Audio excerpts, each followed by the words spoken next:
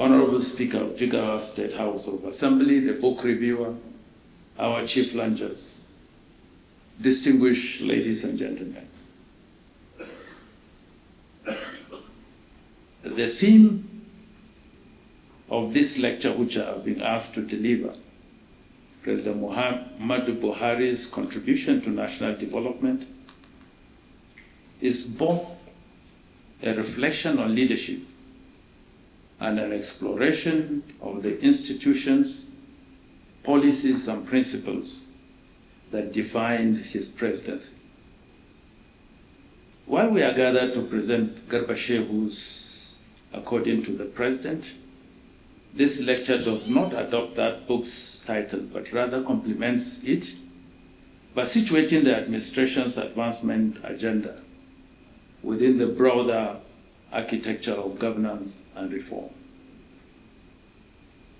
Let me begin with a moment that shaped the trajectory of the 2015 Buhari presidential campaign. In the lead-up to the 2015 general elections, a small but consequential meeting was held to discuss key appointments into the emerging structure of the Buhari presidential campaign. It was at that meeting that Garba Shehu's name was tabled as a prospective director of media and publicity. And I'm glad that Mala Nasiru El-Rufai is here in this meeting. He was part of that decision making. And I humbly made that suggestion. And that suggestion gave birth to the appointment of Mala Garba Shehu as the Director of Media and Publicity. The decision was based on merit. He brought a long-established reputation in political communication, editorial leadership, and public engagement. More importantly, he was considered as someone who could speak with clarity while remaining anchored in institutional discipline. From that moment, Mr. Shehu became an integral part of the political infrastructure that eventually shaped the Buhari administration. His transition from campaign spokesperson to presidential media advisor was a logical progression, a signal continuity of message and fidelity to the original orientation of the presidency. And arguably, President Buhari's public life was marked not just by official positions, but by a strong connection with many Nigerians.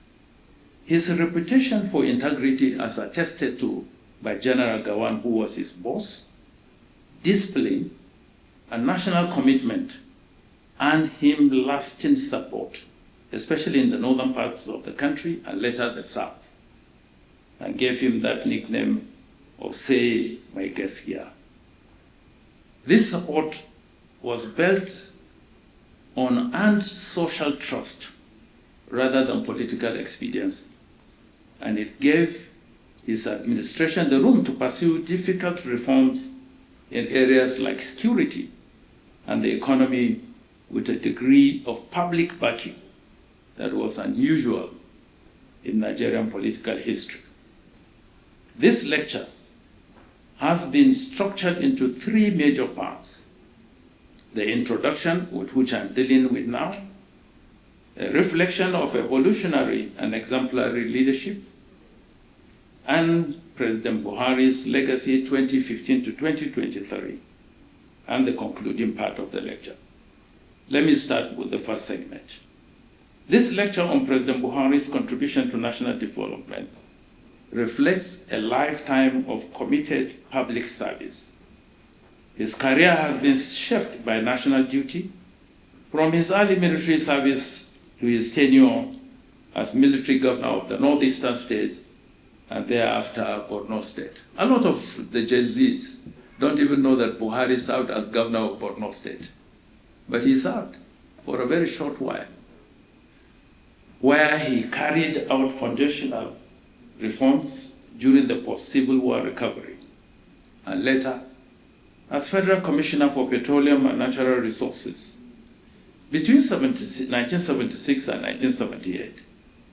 Under his supervision, the Nigerian National Petroleum Corporation, NNPC, initiated key pipeline and depot infrastructure and approved contracts for the Kaduna and Warri refineries, laying the foundation for Nigeria's downstream oil sector. As executive chairman of the Petroleum Special Trust Fund, he oversaw one of Nigeria's most impactful delivery-focused programs, directing resources towards roads, education, primary health care, and essential medicine during a time of physical constraint. These roles reinforced his belief in infrastructure-led growth and disciplined public service.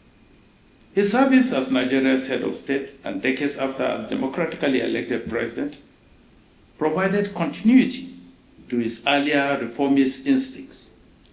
In his dual role as President and Minister of Petroleum Resources, he supervised major energy sector reforms, culminating in the passage of the Petroleum Industry Act of 2021. He also advanced gas infrastructure through flagship projects such as the Ajakuta-Kaduna-Kano pipeline and the Nigeria-Morocco gas pipeline under his decade of gas strategy. Beyond formal office, he chaired the Board of Trustees of the Katsina State Development Foundation, Gidaunian Jihar Katsina, for nearly 2 decades, focusing on grassroots advancement and empowerment. These sectoral contributions in energy, infrastructure, health, and education reflect a consistent commitment to Nigeria's advancement priorities, provide context for understanding the values and the logic that later shaped his presidency. Before turning to that presidency, it is important to recognize the former president's role in reshaping Nigeria's political trajectory. In early 2013,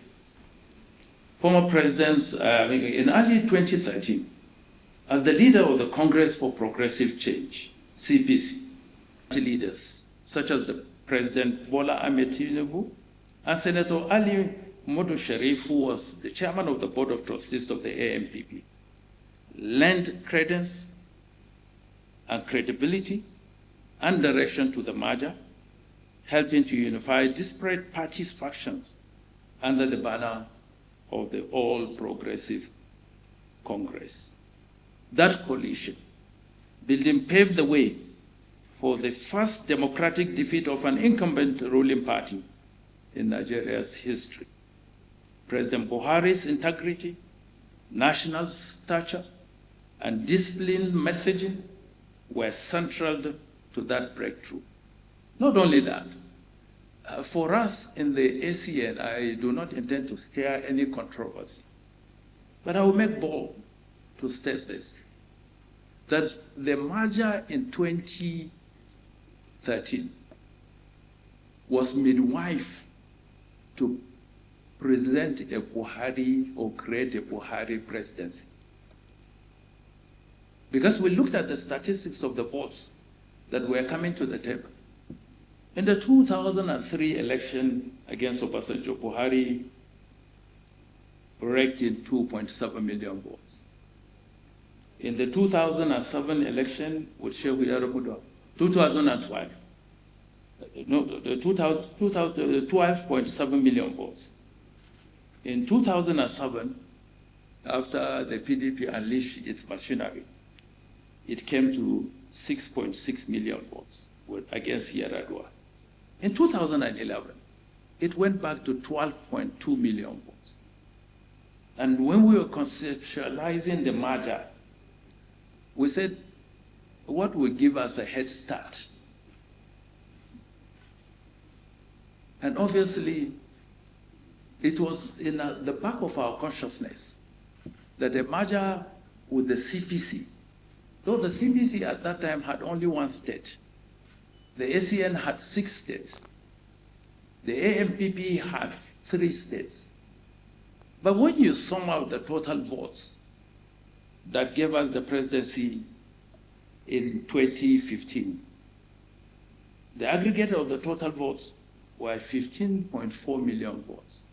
So basically, what we brought to the table, the other parties that were in the merger, in addition to Buhari's 12.2 million votes, were 3.2 million votes. I do not intend to stir any controversy, but I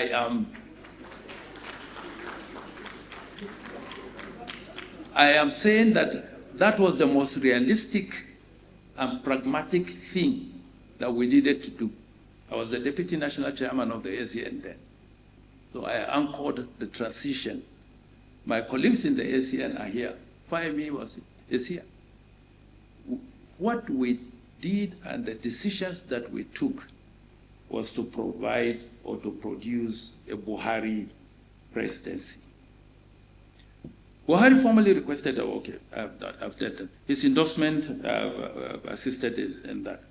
No account of Buhari's President Buhari's tenure would be complete without acknowledging the extended periods he spent on medical leave. These moments were politically delicate, were also telling of his leadership philosophy and personality. Rather than disrupt governance like we saw in the previous administration, he allowed the constitutional order to function as intended, delegating authority to the vice president and demonstrating a rare commitment to institutional stability. While some perceived as a slowing of momentum, these periods revealed his preference for rule-based delegation and his continued confidence in the systems his administration had built. It was leadership by structure. As Secretary to the Government of the Federation, I had the responsibility of coordinating the machinery of government under his leadership.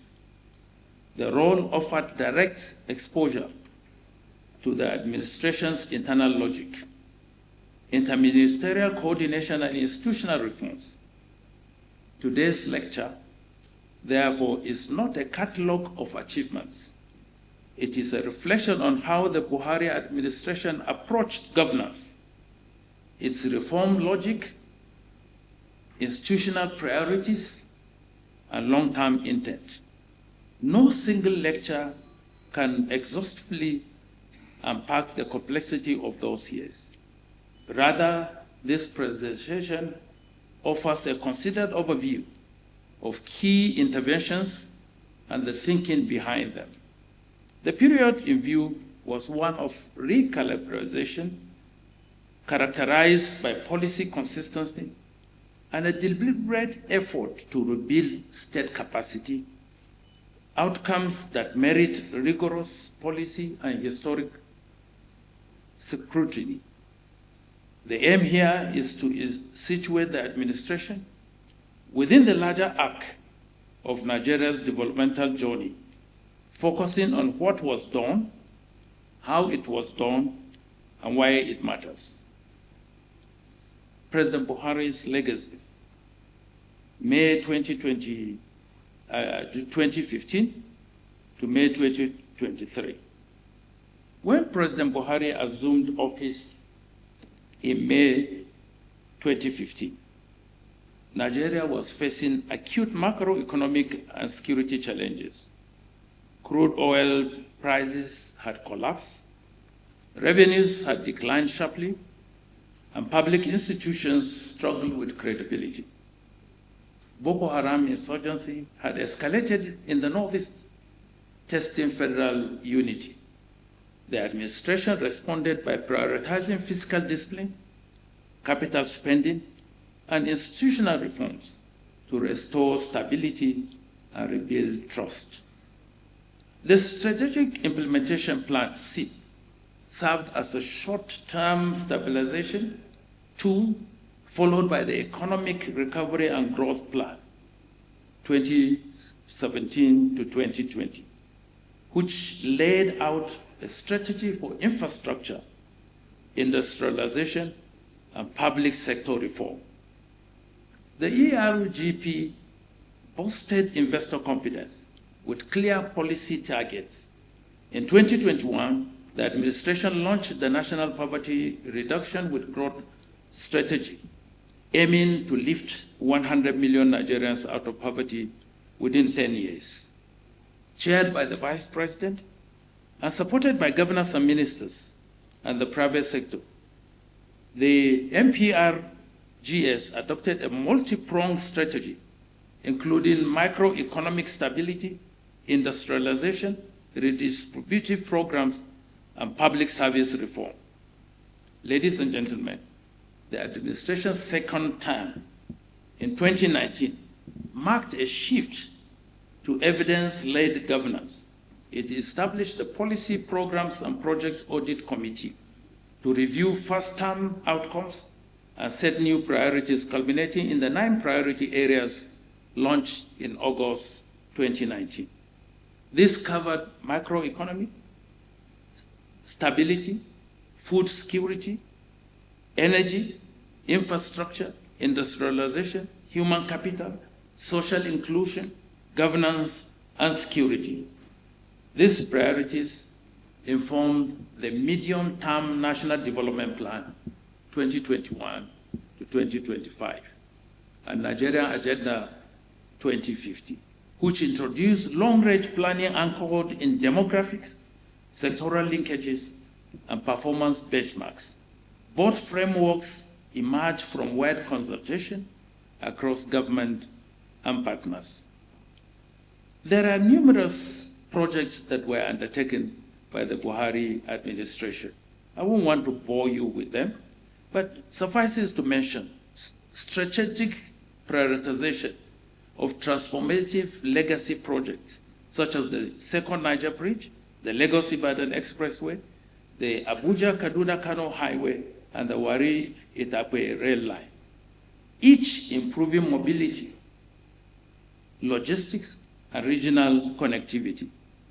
Several of these projects are still ongoing. Hundreds of kilometers were covered by road infrastructure, and I believe that the current government is doing its best to ensure that these roads become functional and usable for the communities.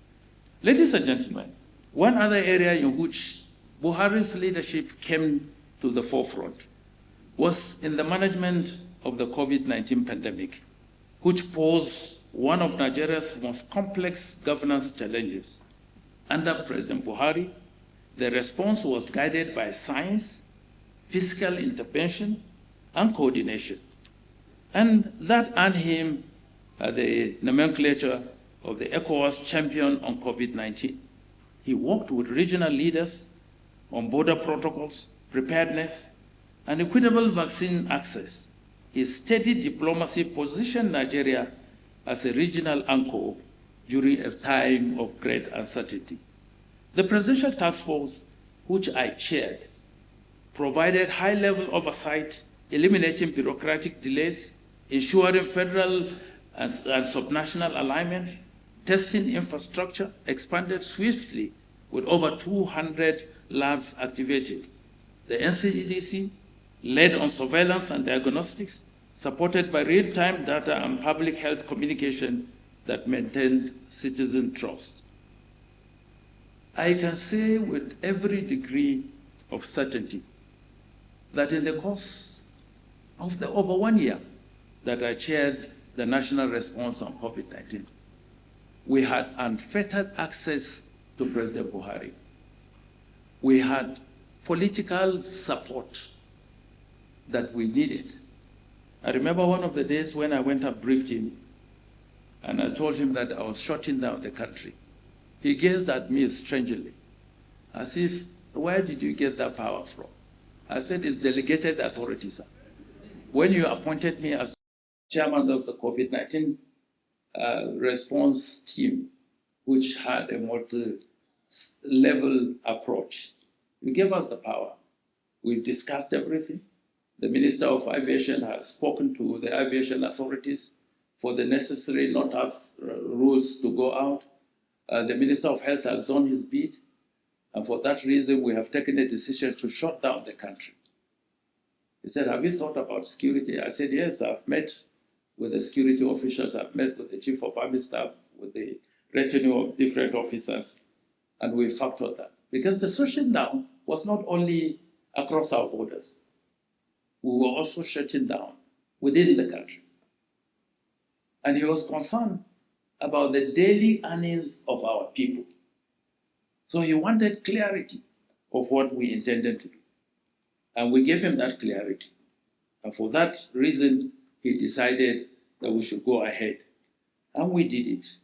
And to the glory of God, we have done so well with our response to the extent that several countries have copied it, and they still copy it. And we have received accolades from international organizations like the World Health Organization, the United Nations, as Nigeria's response being one of the best globally. So I think it is part of the leadership that he provided that gave us that. Social interventions included cash transfers, over 1 million vulnerable households. We trained digital workers, targeted SMEs with relief, COVID mobilized. It was multi-sectoral and multi-level in terms of the work that we did. Under President Buhari, institutionally, the administration pursued reforms through executive orders and legislative action. Executive Orders 13 and 14 introduced performance contracting and institutionalized the presidential transition process. The latter stands out as a pioneering move. It repositioned transitions from ceremonial handovers to structured rule-based processes that reinforce national stability and continuity in governance. In doing so, it created a new standard of transition that has outlived his office, but still remains as an instrument of shared goals and institutional trust. Major legislative milestones include the Petroleum Industrial Act and 4 finance acts aligning fiscal policy with economic strategy. The Presidential Enabling Business Environment Council oversaw over 100 reforms that improved Nigeria's ease of doing business rankings. In the digital economy, broadband coverage expanded to nearly all the local governments under President Buhari, while the National Digital Policy and Strategy provided a coherent framework. The NIM-SIM integration strengthened identity systems and local content policies. Under President Buhari, Nigeria experienced an unprecedented surge in military modernization, with asset acquisition reaching its peak across armed forces. In April of 2018, he approved $1 billion intervention for military equipment.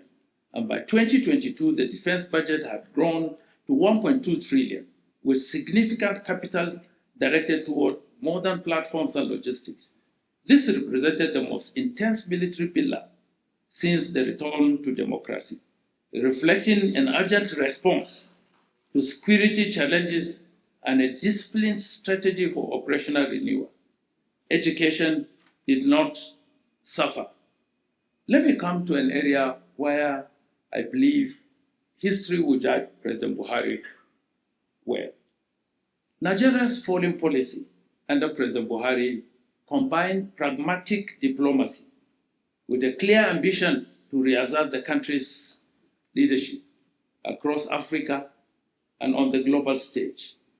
His tenure saw strategic appointments that elevated Nigeria's visibility in multilateral institutions. Most notably, Nigeria successfully led a re-election campaign for Dr. Akinwumi Adesina as president of the African Development Bank. Despite international headwinds and a contested review process, under his leadership, Akinwumi's leadership for 10 years, the bank's authorized capital expanded from 93 billion to 318 billion, directly impacting 565 million lives through transformative investments in infrastructure, energy, and food systems.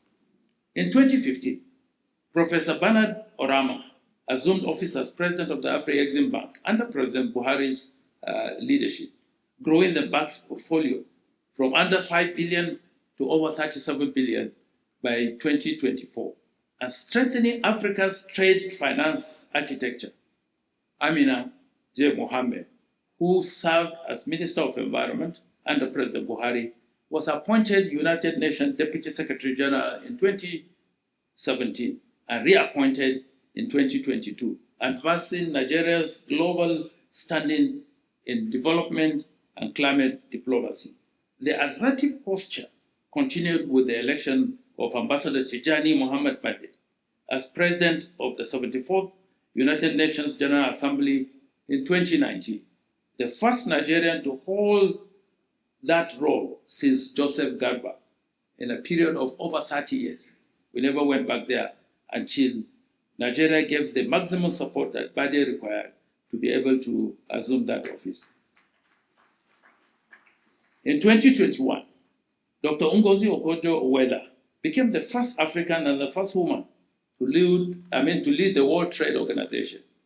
Her tenure had been defined by institutional reform and renewed confidence, and underscored by her early reappointment in November 2024.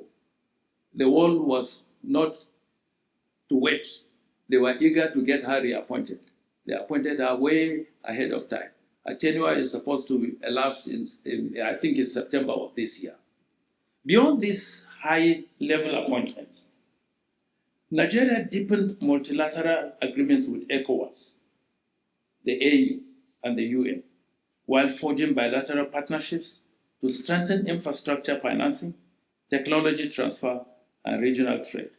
Under Buhari's leadership, Nigeria's diplomacy became more deliberate, reinforcing the country's role as a continental power and a credible actor in global affairs.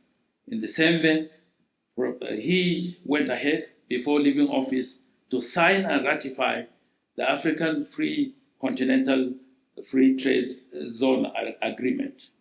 The Buhari administration imprint lies not only in reforms it pursued, but in systems it established to deliver and sustain impact. Sectoral efforts in nutrition and several other fields of endeavor were undertaken. In the area of tax reform, Buhari instituted a tax before he left office. As a matter of fact, the expansion that is being done under the Tinubu administration is quite commendable. And he has now consolidated by the new laws that have been signed to strengthen coordination across federal and state levels, aimed at improving efficiency, reducing evasion, and advancing fiscal sustainability. In local governance, the Buhari administration initiated efforts towards fiscal autonomy through Executive Order Number 10 in 2020, aimed at enabling direct allocations to local governments in line with constitutional provisions. Though the order was later struck down by the courts, it set a precedent that gained legal force in 2014, when the same courts, through the Supreme Court, upheld the right of the local governments to receive allocations directly from the federation account as challenged by the current administration. Under the Tinubu administration, institutional reforms have also continued. The Central Delivery Coordinating Unit evolved into the Central Result Delivery and Coordination Unit, retaining its mandate to track and support executive priorities. Another notable legacy of the Buhari administration's reform is the Federal Civil Service reform that were instituted.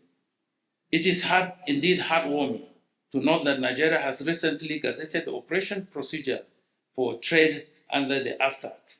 The concrete steps towards implementation reinforces the foundational work led during this regime. I have prepared a document that I will pass across to Malagarba, which he will circulate, that contains all these details. I've not been able to go through them for want of time, and I do not want to bore you because the business of the day is to really launch these books and make sure that every Nigerian lays his hand on it. But let me conclude. Excellencies, distinguished ladies and gentlemen, President Muhammadu Buhari was not drawn to the theater of power, but to its quiet burden of responsibility. He governed with duty over drama, conviction over applause. He will be remembered not only for performance, but for principles, for anchoring governance in systems that endure. He led with a sense of time greater than his tenure, knowing that national progress is not a sprint, nor a solitary marathon, but a relay across generations. Each administration inherits unfinished work and must carry it forward with clarity and conviction. In this sense, Buhari's leadership was not about finality, but about setting things in motion, reforms that could outlast him, institutions that could withstand political tides, and a temperament that reminded the state of its contribution to its citizens. The book, according to President, offers us not a portrait of power, but a vantage point into how a man entrusted with the weight of a nation bore it with measured intent.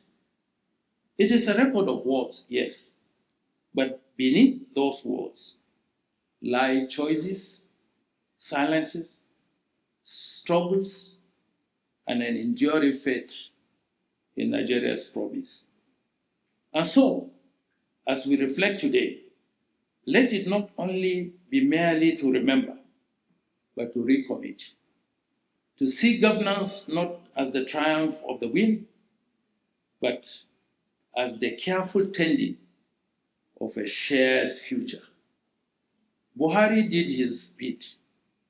The baton has been passed to President Bola Ahmed Tinubu GCFF. And history, as always, waits not for perfection, but for perseverance. I thank you all for listening, and God bless the Federal Republic of Nigeria. Thank you.